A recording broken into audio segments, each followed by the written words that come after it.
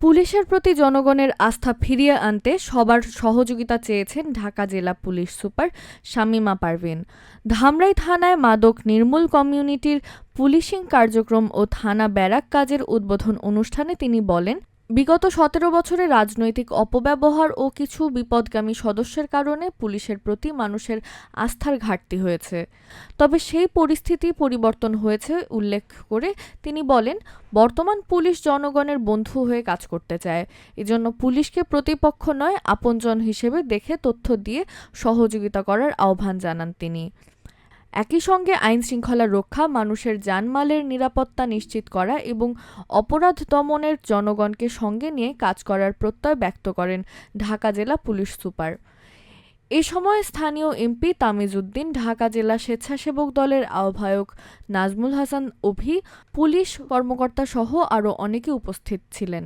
আমি অস্বীকার করব না, বিগত 17 বছরে আমাদের বাংলাদেশকে পুলিশকে যেভাবে রাজনৈতিক হাতিয়ার হিসাবে ব্যবহার করা হয়েছে, ব্যবহার বলবো না, অপব্যবহার করা হয়েছে, সেই কারণে বা আমাদের কিছু কিছু বিপদগামী সদস্যের কারণে আমাদের বাংলাদেশ পুলিশের আজকে ভাবমূর্তি বা জনগণের যে আস্থা, সেই ঘাটতিগুলো ঘটেছে। কিন্তু আপনারা জানেন, সেই দিন চেঞ্জ হয়েছে। যারা অপরাধী তারা দেশ ছেড়ে পালিয়ে গিয়েছে বা আত্মগোপনে আছে। কিন্তু এখনকার যে পুলিশ দেখছেন, তারা মাননীয় প্রধানমন্ত্রীর নির্দেশনায় এবং নতুন বাংলাদেশ গঠনে আমরা কাজ করতে চাই। আমরা আপনাদের বন্ধু হিসাবেই কাজ করতে চাই, আপনাদের পাশে থাকতে চাই। কিন্তু সেজন্য সহযোগিতা দরকার আপনাদেরও। আপনারাও পুলিশকে শত্রু না ভেবে, আপনার অপোজিশন না ভেবে, আপনার বিপরীতের পার্সন না ভেবে, আপনারা পুলিশকে আপন ভেবে আপনাদের সমস্যার সমাধানগুলো বলুন। অবশ্যই পুলিশ এই কাজ করতে বাধ্য, কারণ আমরা ওত নিয়েছি যে আমরা জনগণকে নিরাপদ রাখবো।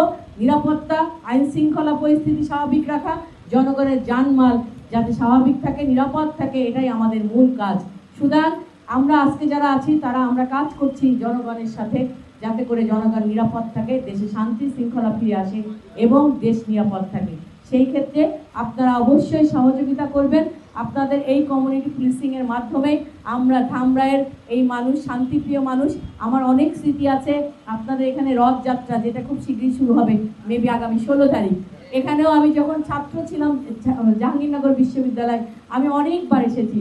আমি যে 5 বছর এখানে পড়াশোনা করেছি, 5 বছরই আমি এসেছি। আর এই এলাকায় আমার অনেক ছোট ভাই, বড় ভাইও বাস করে। আমি তাদের বাড়িতেও বেড়াতে এসেছি, দাওয়াত খেতে এসেছি। এই এলাকার মানুষ খুবই ভালো, খুবই ভালো।